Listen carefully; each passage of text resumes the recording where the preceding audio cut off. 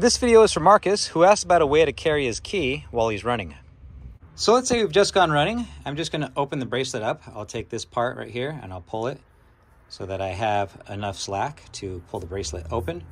There we go. And now I just need to take this little paracord link. I'll just swipe it off. There we go. And now I can use my key. Let's put it back together. We'll slip our loop right back on, making sure that we go over enough of the key so that it doesn't come out. I'll put it back over my wrist, slide it back down as tight as I want to make it. This also works well if you just put it up against the surface or even your chest as you're doing it. I have a little keeper there and I'll slide it all the way around until it gathers up the rest of the free end. And if I don't want to keep the key on the bracelet, it's really easy to take off. Let me show you. I'll just pull this loop all the way out of the keeper, slip it out this way, and then the key just pops right out. There we go. It's just a loop on a single strand with 2 keepers. And there's a few ways you can make this. I'll show you 3. We'll start with the length of paracord, and we're going to gut out the inner strands. Now I'll take the end of my cord, I'm going to cut it at a steep angle. And I'll take my jet torch, and I'm going to create a little point. Just very quickly. We don't want to make it so molten that it burns us, but fast enough so we can fuse the end into a little point. And using my trusty marlin spike, I'm going to start creating a hole right into the sheath. There we go. We want to open it up this way. And I'm going to keep just pushing down. And I want to wiggle the sheath on either side so that I can help it out, creating that opening. We'll go back through the other side too and open it up. And eventually we'll get a hole that's big enough that we can pass this point through. There we go. Now we'll take our cord and we'll just thread it right on through.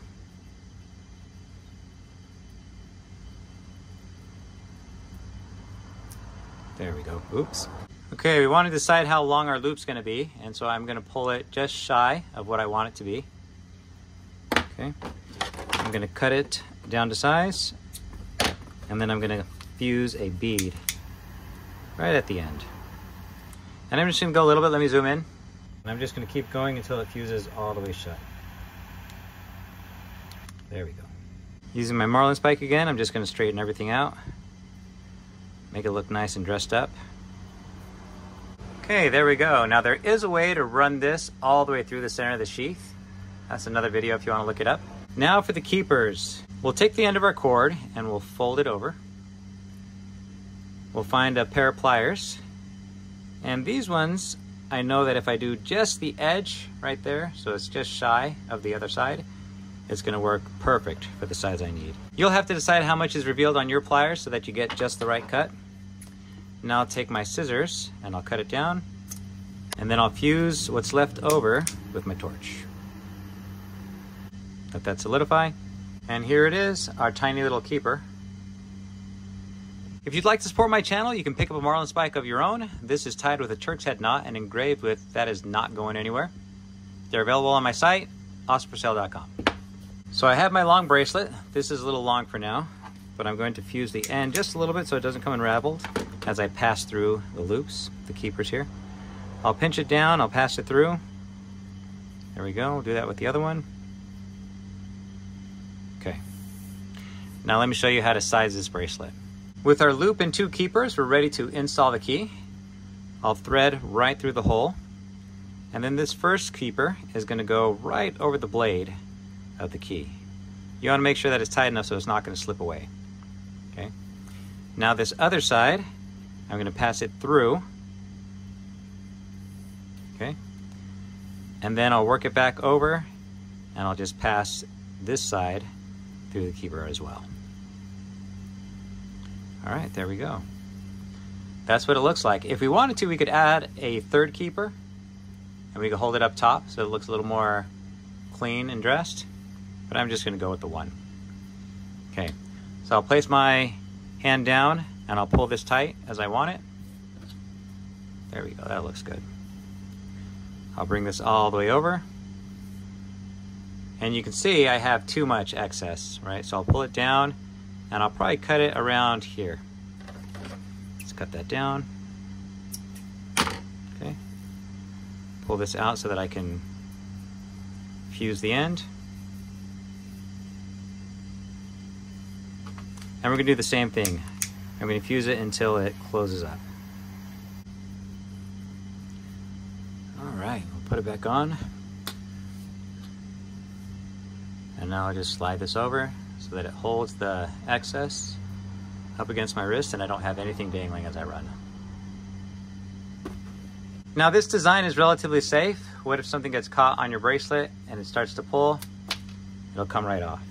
And if you want a little more security, you can just add more keepers. Let me show you what that looks like. Now for this one, we got 1, 2, and 3 right there. So if something gets caught, let's see what happens. There we go, that was a little more secure there. If you don't have a Marlin spike, let me show you another way you can make a bracelet like this. This version is really easy to make and it has an additional breakaway feature. This time we're gonna use orange. All right, I'm gonna cut a little section. I'll fold it in half. And then I'll take my other end of cord and I'll just match them all 3 together like this. Okay. Now what I'll do is take my pliers and I'm gonna pinch them together as long as I want the loop. There we go. I'll take my sharp scissors and cut them all down and then fuse them all together. That's a good looking bead. I already know that this is a good length, so we're just gonna measure it the same.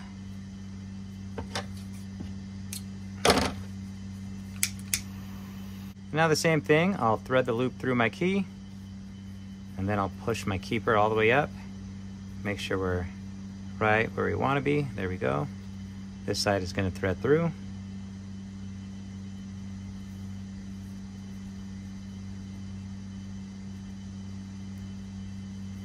All right, that's nice and simple, huh? Place this on, shorten it up.